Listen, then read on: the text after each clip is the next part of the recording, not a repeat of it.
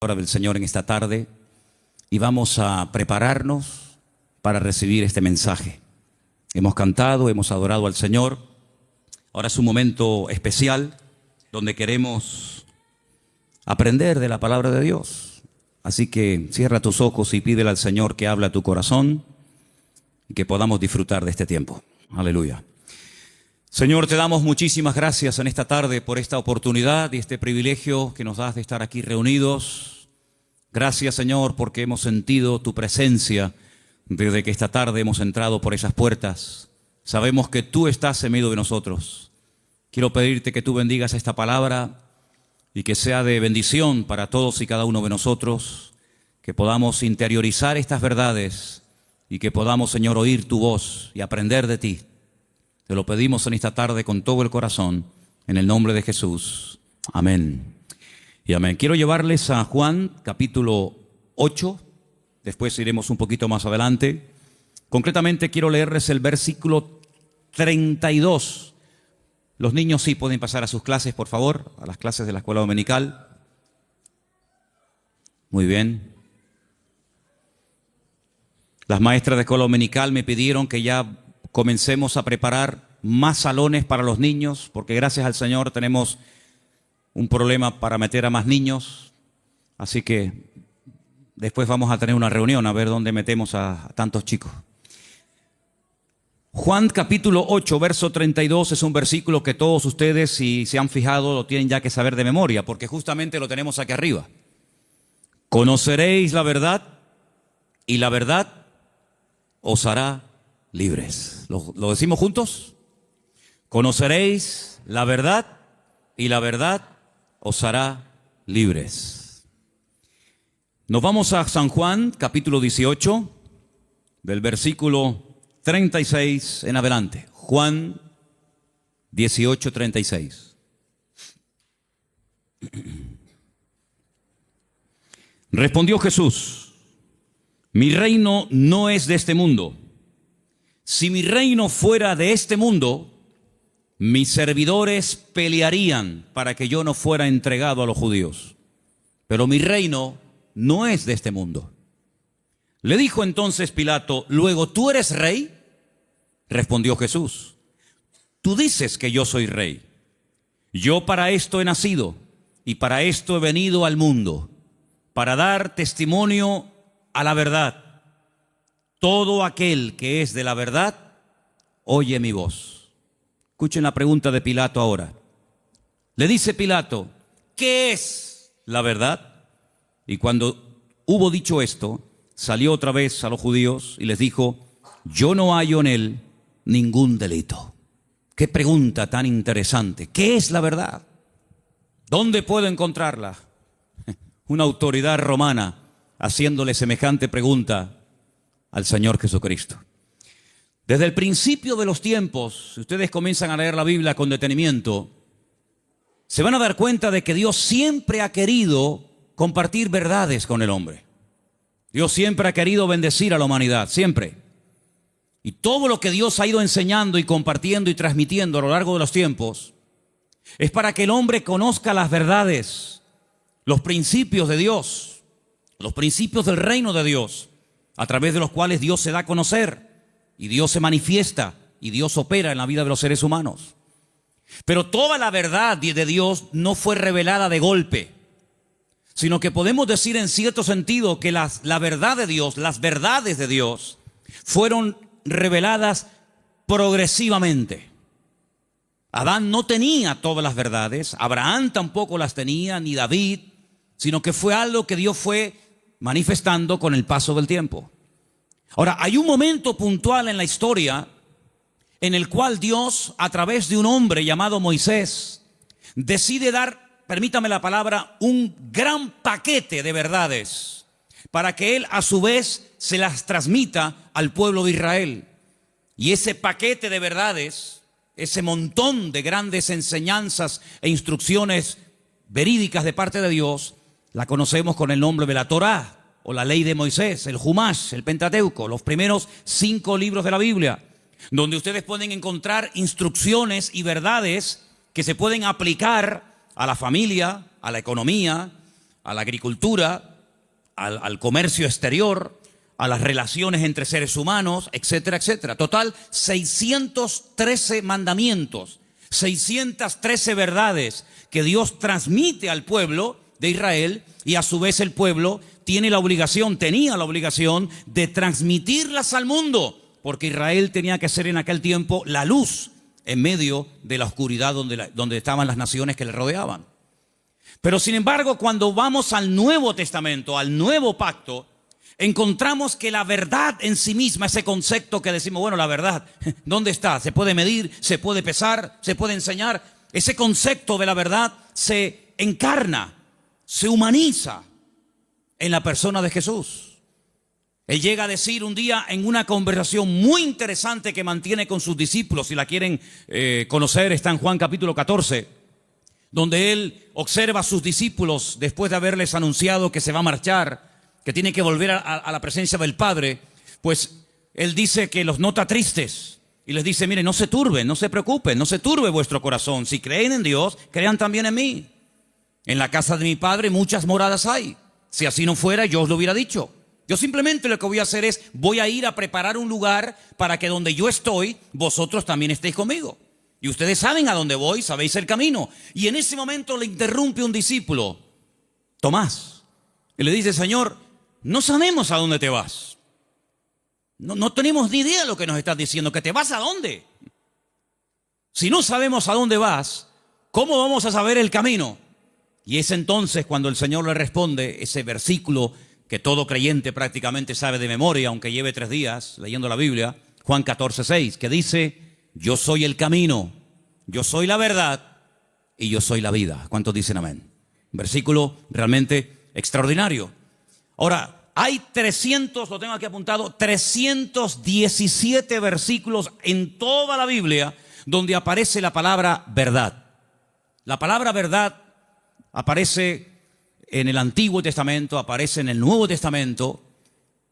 Es el deseo de Dios que el hombre conozca la verdad. Y la palabra verdad en hebreo se pronuncia emet. Y vamos a ponerla ahí para que ustedes vean cómo se escribe en hebreo la palabra, porque quiero explicarles rápidamente algo muy interesante acerca de esta palabra. La palabra emet se forma con esas 3 letras. La letra, tienen que leer de izquierda a derecha, ¿sí? La alef, la letra men y la letra tav. La letra alef es la primera del alfabeto hebreo. La letra tav es la última y la letra men es la del centro. Y digamos que se hace como una especie de trípode, ¿verdad? Con esas 3 letras se forma la palabra verdad, y de esa palabra salen múltiples combinaciones de todas palabras relacionadas, entroncadas con la palabra verdad, todas, por cierto, muy interesantes. Ahora, déjenme que les comparta algo acerca de la verdad. Cuando vamos a la palabra de Dios, encontramos que todo lo que uno hace en la vida tiene efectos a corto y a largo plazo. Si tú robas algo de alguien, puede ser que termines en la cárcel porque alguien te denuncia. Si tú golpeas a una persona, puede ser que te denuncie y tengas que presentarte delante de un juez. Si tú compras un coche, puede ser que te salga bueno o te salga malo. Es decir, todo efecto, todo lo que hacemos en la vida puede tener efectos positivos o negativos. Si analizamos fríamente a la luz de la palabra de Dios, ¿qué es lo que produce en el hombre? ¿Qué efectos positivos produce en el hombre la verdad? Es increíble. Lo primero que produce la verdad en la vida de la persona, como leemos aquí arriba, es libertad. Pero claro, uno tiene que decir o preguntarse, ¿libertad de qué? Cuando Jesús pronunció esta famosa frase, conoceréis la verdad y la verdad os hará libres, Él la pronunció en un contexto cultural y social completamente diferente al que tú y yo vivimos hoy en día. Porque aparentemente no existe esclavitud, pero en aquellos tiempos prácticamente el mundo entero, todo lo que era Europa, Asia y el norte de África, estaba dominado y controlado por un imperio terrible que era el Imperio Romano, donde la población romana, los que tenían la ciudadanía romana, era muy pequeña en relación con los que no tenían ciudadanía romana. Había millones y millones de seres humanos que estaban privados de libertad, es decir, eran esclavos. Claro, ya lo dije en una ocasión. No todos los esclavos tenían la misma posición. Había esclavos que tenían una libertad que otros no tenían, pero igualmente eran esclavos. No tenían derecho a paro, ni jubilación, ni vacaciones, ni descanso, nada que ver. Y cuando el Señor, en ese contexto de opresión, en ese contexto de abuso, en ese contexto donde no hay derechos, donde no hay beneficios de ningún tipo, pronuncia la palabra libertad, tuvo que causar un impacto tremendo, porque era el sueño de todo esclavo, poder algún día llegar a ser libre. La libertad que el Señor ofrece en su palabra no está basada en una libertad temporal, no está basada en una libertad que yo he podido comprar con dinero. ¿Se acuerdan ustedes cuando un día fueron a azotar a Pablo? Él dijo: yo soy ciudadano romano. Los ciudadanos romanos tenían derecho a ser juzgados previamente antes de ser condenados. Así que ándate con ojo qué es lo que vas a hacer, porque yo soy ciudadano romano y tú me quieres dar una paliza con el látigo, sabes que no lo puedes hacer. Dice que tuvieron temor. Y el centurión, la persona que lo iba a castigar, le dice: yo con una gran suma de dinero obtuve la ciudadanía. ¿Y tú de dónde tienes la ciudadanía romana? Dice: yo la tengo desde la cuna, porque él fue ciudadano romano desde su nacimiento. Y es interesante notar cómo en la Biblia hubieron personas que se jugaron la vida y se escaparon de la opresión de sus amos porque querían ser libres. Y tenemos una carta en el Nuevo Testamento, que es la famosa carta de Pablo a Filemón, donde él intercede por la vida de un esclavo llamado Onésimo, cuyo nombre significa útil, pero que fue un inútil durante un tiempo y le robó y le defraudó. Y Pablo intercede delante de su amo para que no lo mate. Y le dice: mira, recuerda que tú me debes algunos favores y estoy convencido que por la madurez que creo que tienes, tú vas a hacer mucho más de lo que te estoy pidiendo. Y si algo te ha robado o si en algo te ha defraudado, ponlo a mi cuenta, dice el apóstol Pablo. Y en cierto sentido es como una metáfora, aunque fue un hecho real, es como una metáfora de lo que ha ocurrido en nuestra vida. Porque la Biblia dice que espiritualmente hablando, todos nosotros durante años de nuestra vida fuimos esclavos. Esclavos de nuestras pasiones y deseos. Esclavos de complejos, esclavos de ataduras, esclavos en definitiva del pecado. Creíamos que en el fondo éramos unos auténticos esclavos.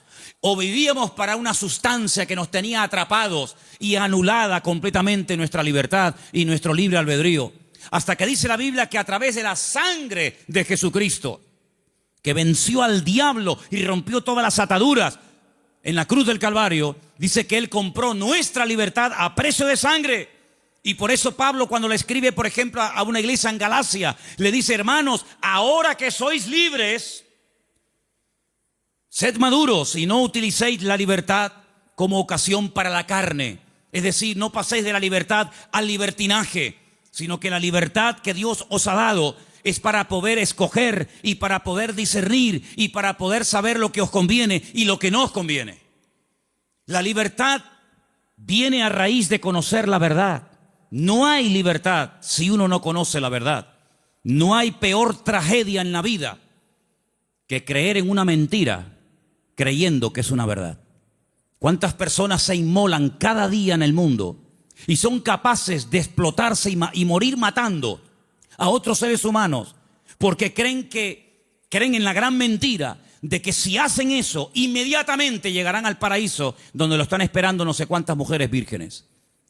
Son personas sinceramente equivocadas. No son falsos, no son hipócritas, son personas que son capaces de dar la vida, pero por una gran mentira, creyendo que es la gran verdad de todos los tiempos.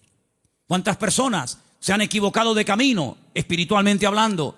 Como dice el proverbio, hay caminos que al hombre le parecen derechos, pero son caminos de muerte. En otras palabras, no hay libertad hasta que verdaderamente tú conozcas la verdad. Y cuando conoces la verdad, tienes paz, tienes seguridad, no tienes temor de nada ni de nadie. Porque la verdad te hace libre, la verdad te hace dormir tranquilo, la verdad te quita todo temor al hombre, todo temor al día de mañana, todo temor a lo que te hagan o te digan. Porque la libertad gloriosa de los hijos de Dios está basada, está fundamentada en un hecho, y es en la verdad de la palabra de Dios. ¿Cuántos dicen amén? Vamos a leer un salmo. Salmo 86, versículo 11. Escuchémoslo.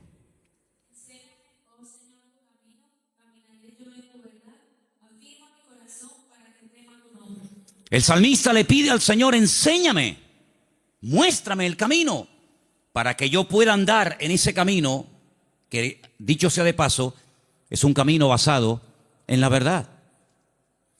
Hermanos, hay creyentes que han sido víctimas de falsas doctrinas. Hay creyentes que han estado tal vez en otras partes, en otras congregaciones, donde no han conocido totalmente la verdad y los efectos de la verdad en su vida. Una vez visitando un grupo de iglesias en la península, cuando terminé de predicar, el pastor que me había invitado me pidió si por favor podía decirle a los hermanos de la iglesia, los que quisieran, que pasaran adelante para que orara por ellos. Yo le dije: bueno, si usted quiere que yo haga eso, está bien, que pasen adelante los que quieran, que en esta noche oremos por ellos. Cuando me acercaba a la gente que había pasado al frente, yo les preguntaba en baja voz al oído: ¿hay algún motivo, hay alguna cosa por la cual quiere que yo ore por usted? Y me decía, por ejemplo, la primera persona: sí, hermano, quiero que ore por mí porque estoy bajo maldición. Bueno, cuando iba al segundo, me decía más o menos lo mismo. Cuando llegué al tercero y me dijo más o menos lo mismo, digo: un momento. Me volví a subir al púlpito y volví a predicar otra vez. Digo: ustedes son víctimas, ustedes han sido víctimas de una mala enseñanza. Ustedes no están viviendo como creyentes. La Biblia dice: si alguno dice que cree en Él, debe andar, debe comportarse, debe vivir como Él anduvo. En otras palabras, ustedes tienen el nombre de creyentes, de hijos de Dios, pero están viviendo como esclavos. Y el Señor Jesucristo vino a este mundo para deshacer las obras del diablo. Y ustedes no entienden que el Señor Jesucristo, cuando fue clavado en la cruz, cargó, según dice la palabra de Dios, todas y cada una de las posibles maldiciones, y Él se hizo maldición para que nosotros heredásemos bendición. Por lo tanto, ustedes están agarrándose a conceptos distorsionados y equivocados, y esa ignorancia es la que está haciendo que ustedes no vivan bien, no coman bien y no disfruten de la vida gloriosa de un hijo de Dios. Y cuando ellos recibieron esta enseñanza en esa noche y en otros días, ellos comenzaron a darse cuenta de que habían estado atrapados y habían estado esclavizados de mentiras que no sé quién se las enseñó, pero que ellos la abrazaron y la creyeron, interiorizaron esas mentiras, y si la verdad nos hace libres, la mentira nos hace esclavos. Por eso es muy importante, como decía el salmista: Señor, enséñame tu camino, enséñame las verdades de tu palabra para que yo pueda caminar por ellas. Leía en el día de hoy un libro que a mí sinceramente me apasiona, es uno de mis libros favoritos de lo que llamamos el Antiguo Testamento, el libro de Daniel.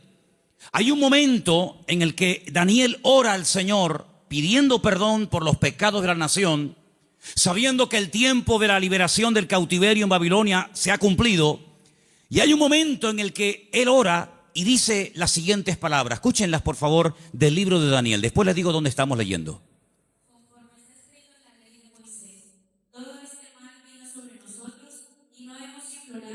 El Señor nuestro Dios, para convertirnos de nuestras maldades y entender tu verdad.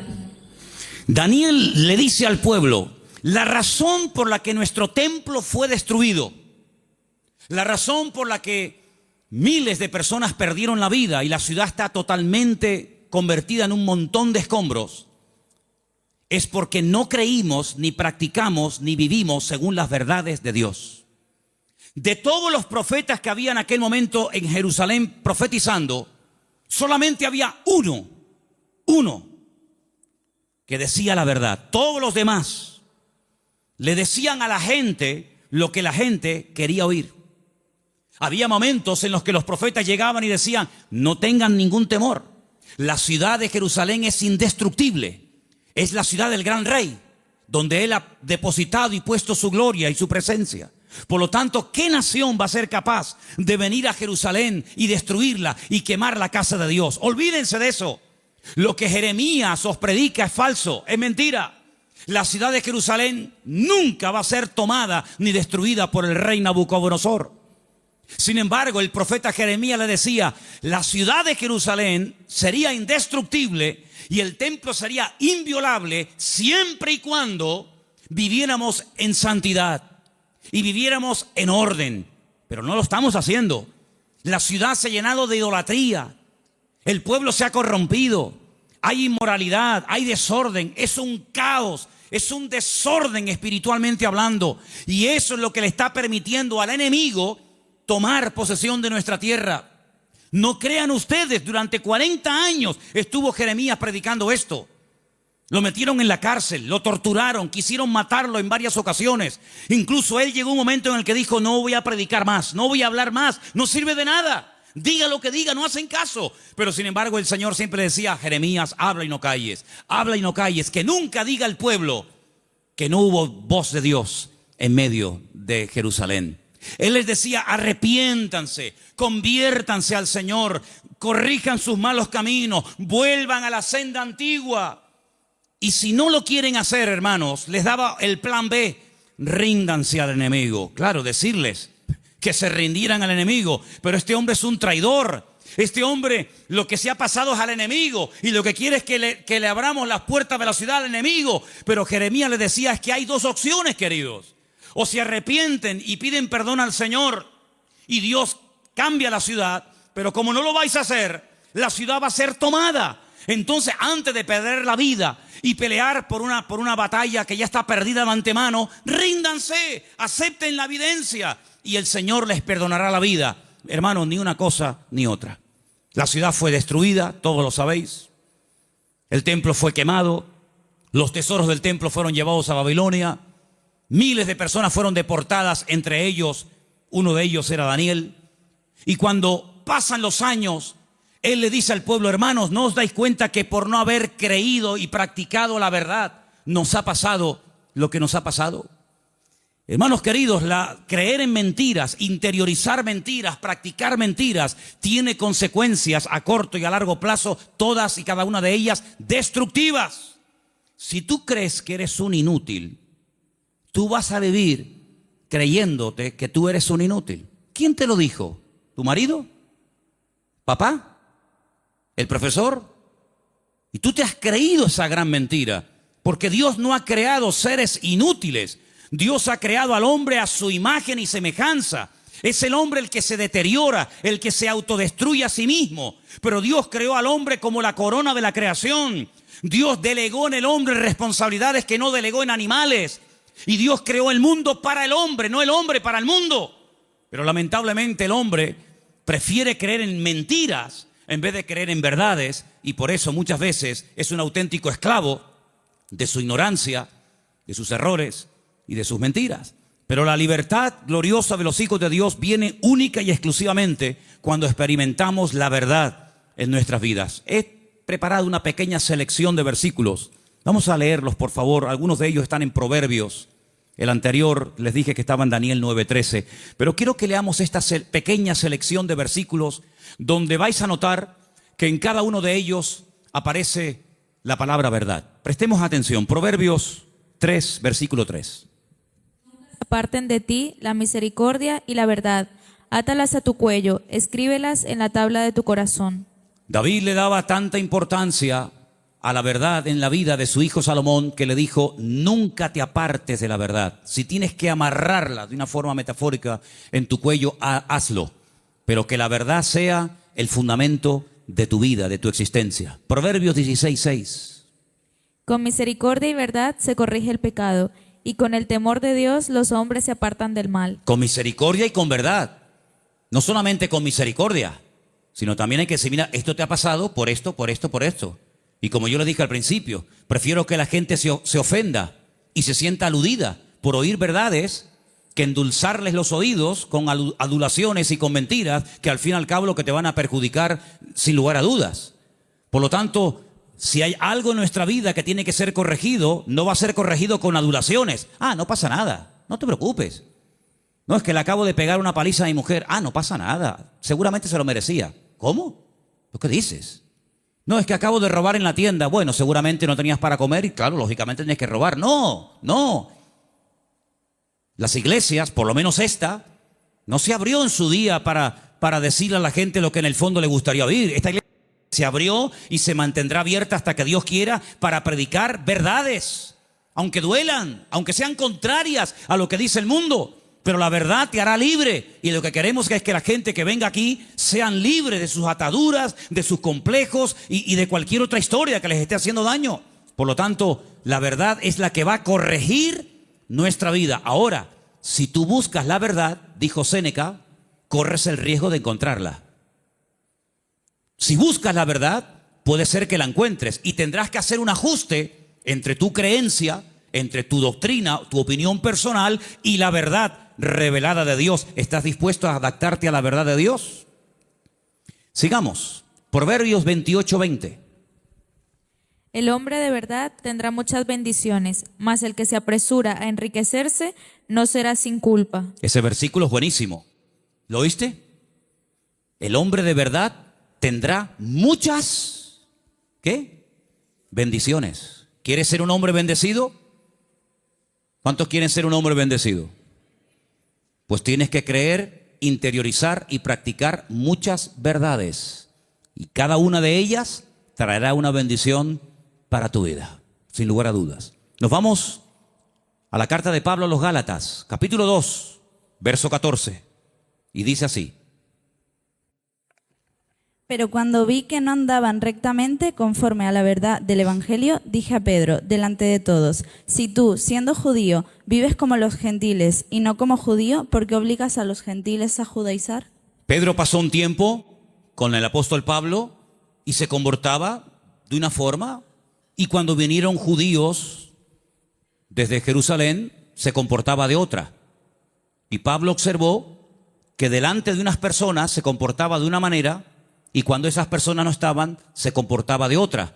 Y Pablo dijo, no estás actuando conforme a la verdad. El creyente es igual dentro de la iglesia que fuera.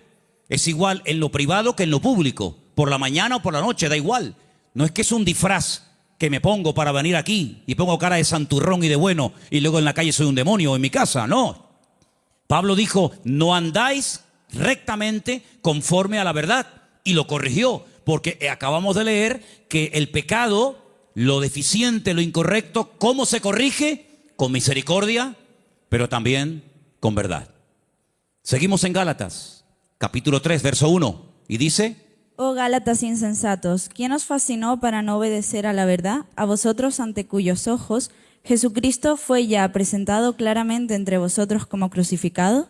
Hay un momento en el que entran en la congregación personas que comienzan a enseñar cosas diferentes a las que aprendieron a través del apóstol Pablo, fundador de la iglesia. Le llega la noticia al apóstol Pablo y les escribe una carta y les dice, pero ¿por qué no estáis obedeciendo a la verdad? Luego, la verdad no es simplemente para decir estoy de acuerdo con ella, sino es para obedecerla. Es decir, por eso dije antes, no me diga amén y después hace otra cosa. Porque el daño se lo va a hacer usted. A mí no me va a producir ningún daño. El que usted diga a una cosa que yo predico amén y que luego no la practique, a mí no me va a perjudicar lo más mínimo. Pero cuando usted le manda al cerebro una orden, cuando el cerebro con su boca oye una cosa, usted con su boca dice una cosa, pero luego hace otra, está demostrado científicamente, créame esto, hermano.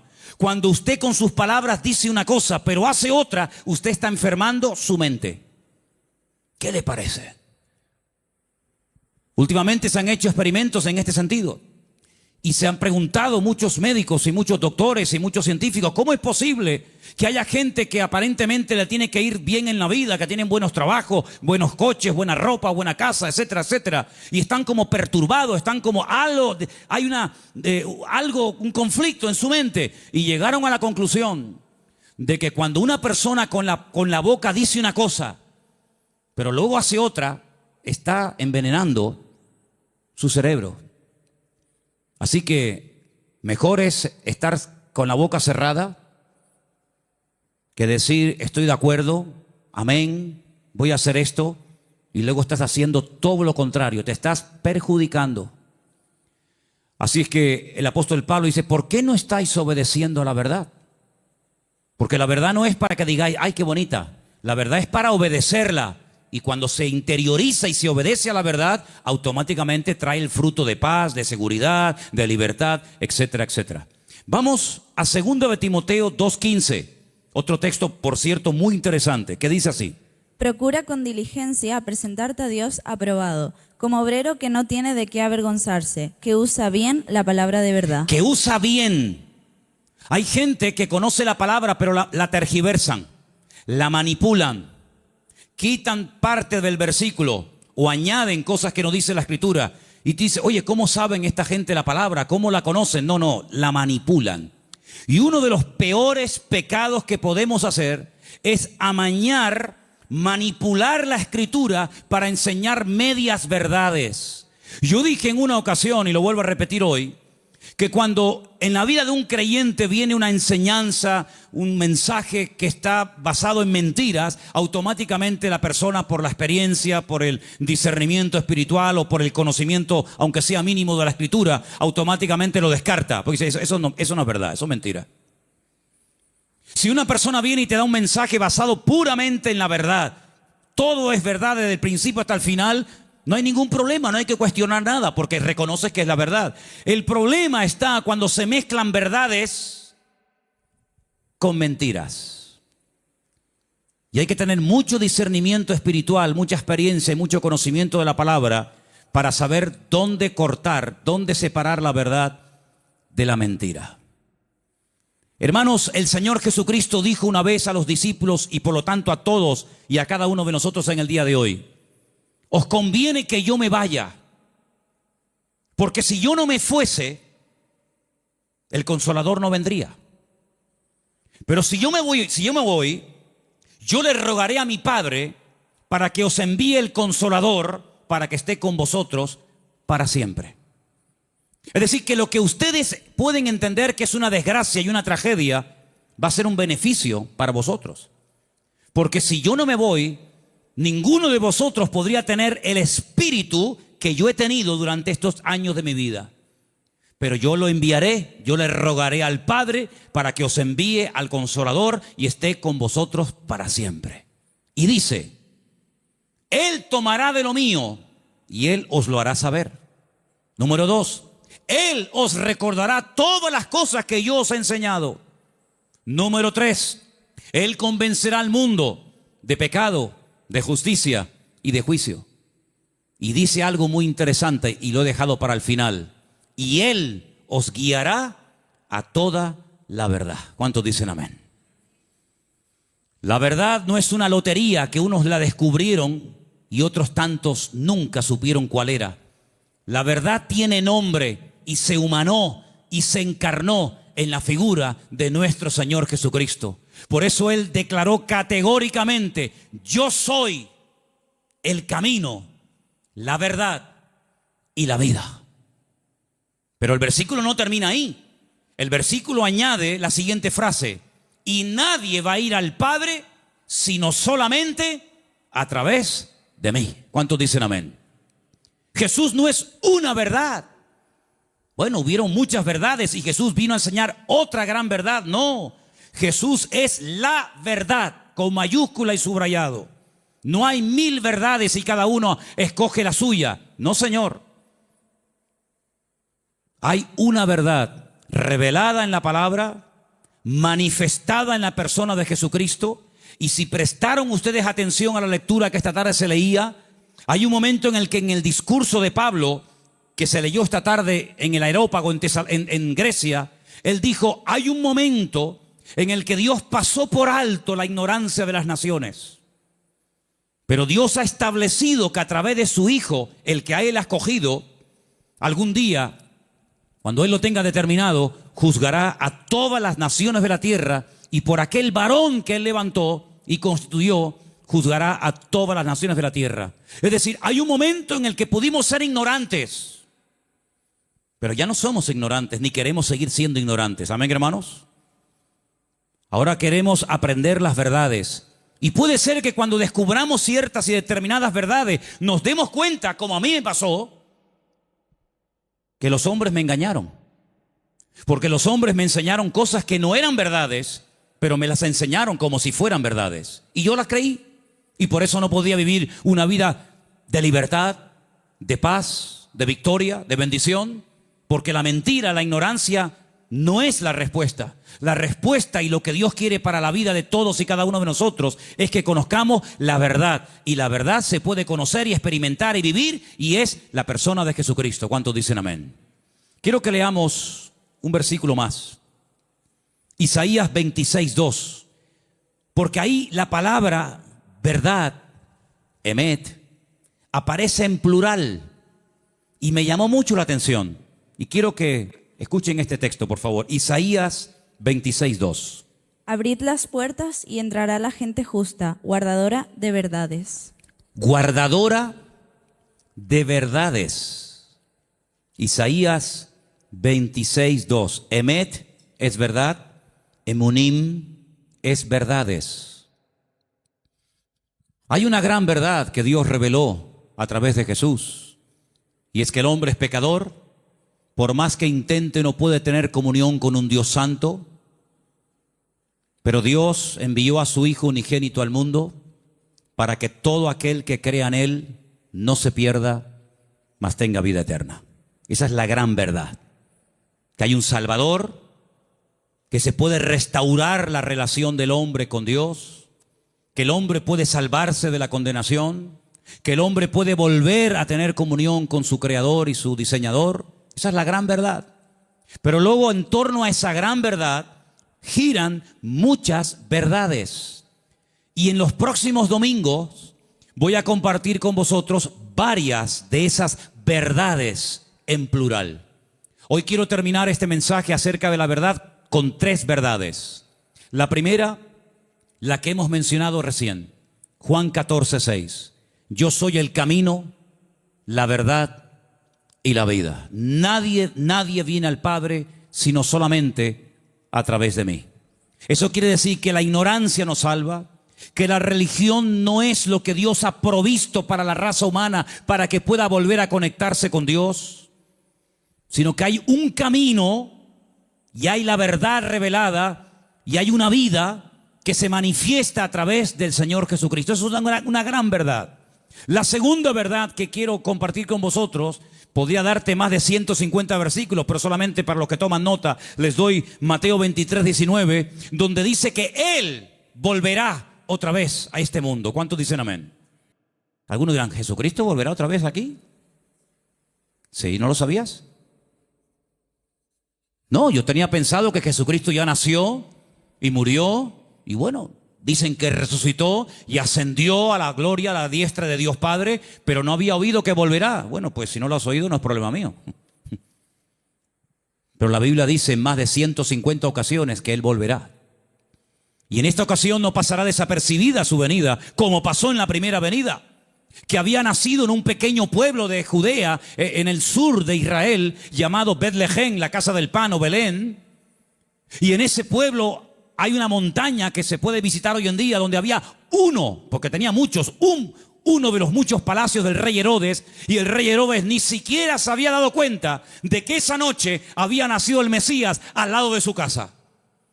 Y de repente vienen unos señores de lejanas tierras haciendo una pregunta muy interesante.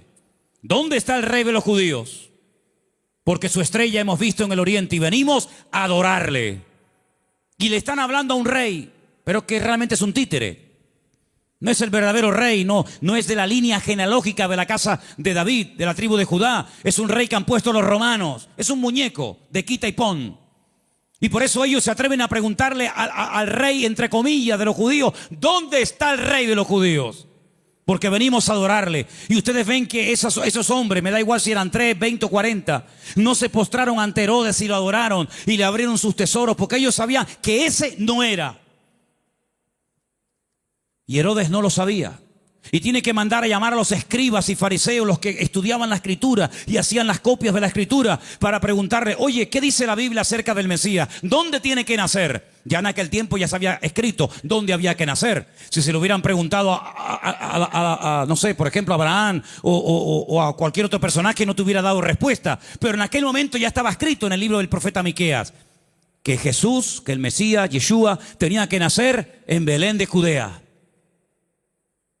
Eso es una gran verdad. Pero una gran verdad también es que Él mismo dijo, me voy, pero volveré otra vez. Y la Biblia dice que tenemos que estar velando y orando porque no sabemos ni el día ni la hora, pero que volverá, volverá. Y cuando vuelva, todo ojo le verá. Toda rodilla se doblará y todo el mundo se pondrá de rodilla y confesará que Él es el Señor para gloria de Dios Padre. Y no será algo que dice, bueno, ¿habrá venido? ¿No habrá venido? ¿Dónde está? Hermanos, será algo que va a tener un impacto a nivel mundial. Probablemente para algunos esto les suene a chino, esto les suene a algo como ciencia ficción, pero esto no es un cuento ni un mito, esto es palabra de Dios. Jesucristo viene y viene muy pronto. ¿Cuántos dicen amén? Y esa es una de las grandes verdades que no tenemos que olvidar. Y hermanos, estamos más cerca que nunca de la venida del Señor. Y hay cientos de señales y cientos de información, de datos que nos indican cuánto tiempo falta para venir. Y uno que se menciona muy poco, prácticamente nadie lo menciona, pero yo quiero mencionarlo esta tarde, es que dice el Señor que antes de que Él venga, vendría un tiempo de prueba a todas las naciones de la tierra. Pero también dice la promesa, pero si ustedes guardan mi palabra y no niegan mi nombre, yo les guardaré de la hora de prueba que ha de venir sobre todos los habitantes de la tierra. Y estamos viendo naciones tremendamente ricas que están en la más absoluta miseria. Y estamos viendo naciones que dicen, ¿cómo es posible que esto pueda ocurrir en tal lugar y en este momento? Hermanos, la hora de la prueba ha venido y ha comenzado. No habrá ni una sola nación de la tierra que no vaya a ser sacudida antes del retorno de nuestro Señor Jesucristo. Algunos miran a Estados Unidos como si fuera el paraíso terrenal. Antes de ayer me llamó un hermano de Estados Unidos, el hermano Adán. ¿Está ahora ahí? ¿Nos está viendo Adán? Ahora no. El hermano Adán es un hermano del Salvador que vive en California y de vez en cuando me llama y hablamos y me dice, si por casualidad gana el señor Trump en Estados Unidos, él ha dicho que no solamente tiene intención de echar a patadas a todos los latinos de Estados Unidos, sino a los hijos nacidos en territorio americano de padres latinos. Ahora resulta que se jugaron la vida muchos hermanos y personas veían a Estados Unidos como decir, no, vámonos para allá y mira tú por dónde, que a lo mejor, no lo sé, dentro de un año a todos los latinos los meten en un barco y los echan cada uno a su tierra. Y entonces yo le diré a más de uno, te lo dije, la salvación no se llama USA, la salvación se llama Jesucristo. Me escriben todos los días de Venezuela. Todos los días me mandan correos pidiéndome ayuda, pidiéndome auxilio, que quieren salir por la frontera de Colombia, que quieren salir por no sé qué sitio. Y yo a todos les digo lo mismo. Digo, hermanos, en Venezuela hay iglesias de miles y miles de miembros que no hay en España. En Venezuela hay millones de creyentes, cosa que en España no hay. Es mucho más fácil que un venezolano se convierta que un español en España se convierta. Ustedes han experimentado avivamientos tremendos. Mi padre fue torero y toreó en el Nuevo Circo de Caracas. Hoy en día la plaza del Nuevo Circo en Caracas es una iglesia evangélica. Aquí jamás hemos visto una plaza de toros llena de creyentes. Bueno, hace unos años hicimos unos cultos aquí en la plaza de toros, pero lógicamente no se llenó. Pero siempre le digo a todo el mundo, Dios, ¿dónde es más poderoso? ¿Dónde Dios tiene más poder? ¿Dónde Dios actúa más poderosamente? ¿Dónde es más grande? ¿En Corea? ¿Donde está la iglesia más grande del mundo? ¿Más de 1,5 millones de habitantes, de miembros? ¿En Estados Unidos? ¿En Europa? ¿En Brasil? ¿Dónde Dios es más grande? En todas partes, hermano. ¿Sí o no? En todas partes nuestro Dios es grande. La Biblia dice, entra en tu aposento y tu Padre que te ve en lo secreto te recompensará en público. Eso lo dice la Biblia. Y se lo dice al español, al latino, al americano, al japonés, al chino y a todo el mundo. No nos podemos mover de un lugar a otro a menos que Dios nos diga, muévase. Abraham se fue a Egipto cuando había crisis económica en Canaán. Y él se fue a Egipto a buscar trabajo, a buscar comida comida para los animales y para su familia, a buscar agua para sus ovejas. Y cuando años más tarde su hijo Isaac lo quiere hacer, Dios lo para y le dice, no se mueva usted de aquí. Pero Señor, no hay agua para mis ovejas, se me van a morir todas. No hay comida, no hay nada. ¿Dónde vivía Isaac en aquel momento, hermanos? En Beer-sheba, en la ciudad del Negev, en el sur de Israel. Un calor terrible, arena y nada más que arena. En Egipto siempre había agua, siempre había posibilidades, siempre había comida, siempre había de todo. Y el Señor le dice a Isaac, este año tienes que sembrar tu semilla en medio del desierto. Yo no sé si hay aquí algún agricultor, alguien que entienda de campo, pero si usted siembra semillas en el desierto, me da la impresión de que no va a cosechar una buena cosecha. No sé, me da la impresión de que no. Pues dice la Biblia que al año siguiente, cuando llegó el tiempo de la cosecha, Isaac cosechó a 100 por 1. Es decir, siembro una semilla y recojo 100 por cada una que he sembrado. Una desproporción increíble. Los filisteos vinieron y le dijeron, queremos hacer un pacto contigo. Y le dice Isaac, ¿ahora quieren hacer un pacto conmigo? Primero me echan, me amargan la vida y ahora quieren hacer un pacto conmigo. Pero es que la bendición de Dios siempre despierta envidia. Y los filisteos se dieron cuenta de que los pozos que él había heredado de su padre, estos por un acto de maldad le tiraban tierra y piedras y lo querían taponar, pero sin embargo abrían otro lugar y descubría agua y en otro y en otro.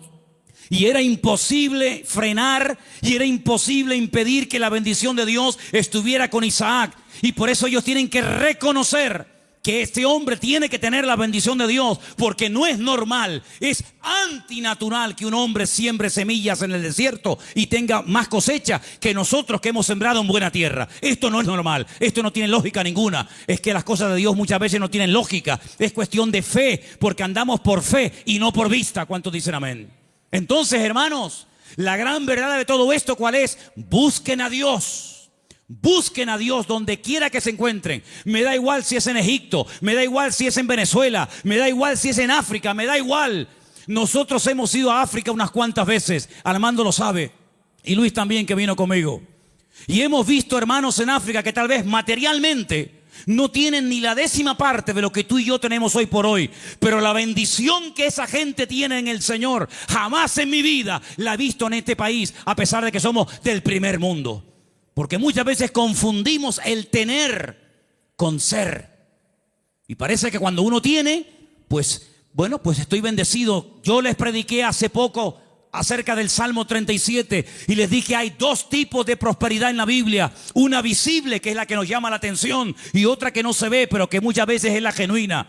Una que consiste en tener y otra que consiste en ser. Y el Señor nos está enseñando en estos tiempos, a ti y a mí, a ver si nos damos cuenta de una vez, que lo que tenemos que buscar es a Dios, que no hay que buscar trabajo, que no hay que buscar prosperidad, lo que hay que buscar es al Señor, porque buscando al Señor todo lo demás viene por añadidura. Y llevo 35 años predicando esto, y algunos lo hacen y otros todavía lo cuestionan, pero yo te digo, la Biblia dice, buscad primeramente el reino de Dios y su justicia, y todo lo demás vendrá por añadidura.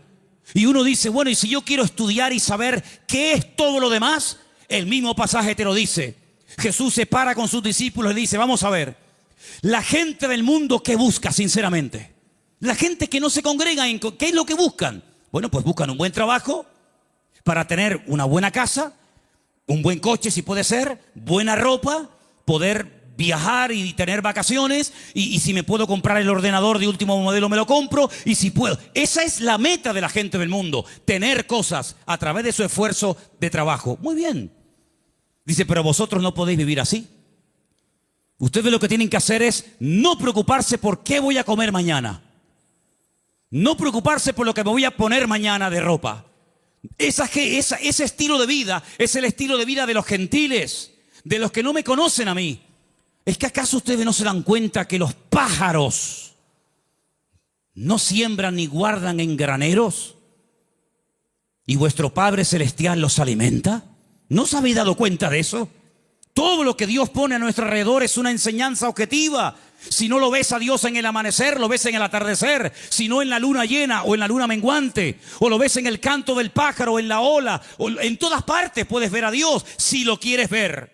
Si no lo quieres ver, no lo vas a ver a medio centímetro de tu cuerpo.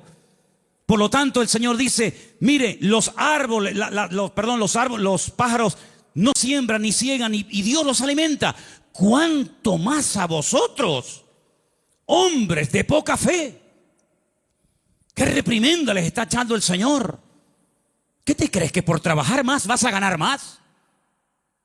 Tú vas a ganar lo que Dios quiere que ganes. Ni un centavo más, ni un centavo menos. Ya es tiempo de dejarle a Dios que organice nuestro tiempo, que organice nuestro presente, que organice nuestro futuro. Es tiempo de que te comportes como un cristiano. Y un cristiano depende del Señor absolutamente para todo. Desde el aire que respira, desde el agua que toma, de la comida que come, absolutamente para todo. Para que Dios sea glorificado en cada una de las cosas. Esa es la vida que Cristo nos enseña. Y por eso muchas veces me han preguntado, Manolo, ¿por qué en la Biblia se veía tantos milagros con los cristianos? Y hoy en día apenas se ven milagros. Digo, claro, es lógico, hermano. ¿Cómo eran los cristianos del siglo I? Abnegados. Lo primero era la obra de Dios. Dice el libro de los Hechos.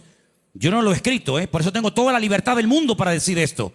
Porque si yo lo hubiera escrito, parece que como que estoy defendiendo mis argumentos. Y yo estoy aquí arriba esta tarde defendiendo los argumentos de la palabra de Dios, no los míos. Y dice la Biblia que en la iglesia primitiva no había necesitados. No había hermanos con necesidad económica, ni uno. ¿Y qué hacían? ¿Qué hacían? ¿Cómo se lo montaba esa gente? Dice que los que tenían propiedades las vendían. Lo ponían el precio de lo vendido a los pies de los apóstoles. Y se repartía a todos según la necesidad que hubiera. Yo nunca he visto eso. Yo jamás en mi vida he visto eso. Que la gente se desprenda de su patrimonio para ayudar a hermanos que no tienen para comer o para pagar la luz. Yo nunca en mi vida he visto eso. Por eso en la iglesia primitiva se veían cosas que hoy en día no se ven.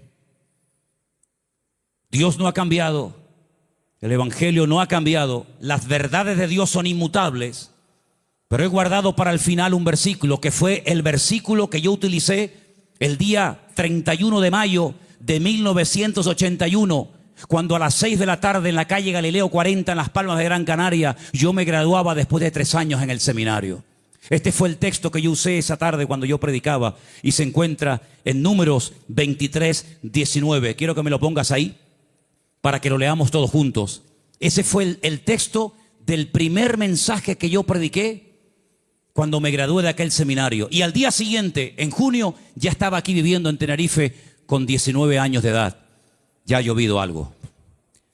Dios no es hombre para que mienta, ni hijo de hombre para que se arrepienta. Él dijo y no hará, habló y no ejecutará. Quiero oírles, hermanos, léalo conmigo. Dios no es hombre para que mienta, ni hijo de hombre para que se arrepienta. Él dijo y no hará, habló y no ejecutará. Números 23, 19. Hay algo que Dios no puede hacer. ¿Saben lo que es? Mentir. Dios no puede mentir, porque Dios es veraz. No puede decir mentiras. ¿Tú dices mentiras? ¿Has dicho mentiras? Claro que sí, y yo también. Pero Dios no puede mentir. ¿Sabes la seguridad que nos da a nosotros hoy en el siglo XXI? Saber que el Dios que tenemos no miente. Es impresionante. Eso quiere decir que si Él dijo en su palabra que estará conmigo todos los días, estará conmigo todos los días. Eso quiere decir que nada me faltará si yo estoy en la mano del Señor y dependo totalmente del Señor. Eso quiere decir que cuando yo oro, Él me oye. Y si me oye, sabemos que tenemos las peticiones que le hayamos hecho. Eso quiere decir que cada noche cuando me voy a dormir a mi casa, el Señor manda ángeles para que protejan mis sueños y me protejan de todo peligro y de todo mal. Eso quiere decir que si yo me enfermo, Él me sanará, porque el Señor es mi sanador. En otras palabras, más de 8,000 y pico de promesas en la Biblia no son cuentos, no son engaños, no son caramelos que te lo ponen en la boca y cuando lo quieres probar te lo quitan. Eso quiere decir que el que busca halla. Es verdad eso, hermanos. El que llama se le abrirá y el que pide recibe. Eso quiere decir que puedes ser libre de la droga, del alcohol, del sexo, de la lujuria, de la pornografía, de los complejos, de las enfermedades mentales, psicológicas y de todo lo que te puedas imaginar. ¿Por qué? Porque el Señor dice, conoceréis la verdad y la verdad os hará libres. Si Dios no miente, eso quiere decir que esta noche Él está aquí entre nosotros. ¿Sí o no? Si Dios no miente, eso quiere decir que cuando a mí me metan en la caja, pasaré directamente a estar en la presencia de mi Señor. Si el Señor no miente, cosa que creo que no miente, quiere decir de que nunca jamás seremos cola, sino siempre seremos cabeza. Y podremos ir de victoria en victoria y de gloria en gloria y de triunfo en triunfo y de bendición en bendición, porque es lo que Dios dice en su palabra y lo que Él promete se cumple. ¿Cuántos dicen amén? Hoy en día, ¿quién no ha comentado en algún momento? Los políticos, por favor, todos dicen mentiras. Hace años no se hablaba así. Hace años los programas más vistos en televisión, ¿cuáles eran? Las tertulias que tenían que ver con algo de política. Ya mucha gente hoy en día está diciendo, yo no voy a votar, yo no voy a votar. Y el otro lo dice, y el otro, y el otro. ¿Y para qué? Porque la gente sabe que se han acostumbrado a mentir. Y vivimos en un mundo rodeado de grandes mentiras. Pero sin embargo nosotros tenemos un privilegio, y es que hemos conocido la verdad. Y por eso la verdad nos hace libres. ¿Cuántos dicen amén?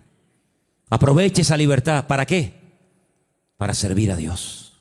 Los años que te quedan de vida, el tiempo que te queda de vida, móntatelo de tal manera que te vas desprendiendo de muchas cosas y tener cada día más tiempo para descubrir las verdades que están reveladas en la palabra de Dios. Hoy hemos visto 3 verdades: que Él es el camino, la verdad y la vida, que Él volverá y que Dios no miente. El próximo domingo volveremos a ver más verdades de la palabra de Dios.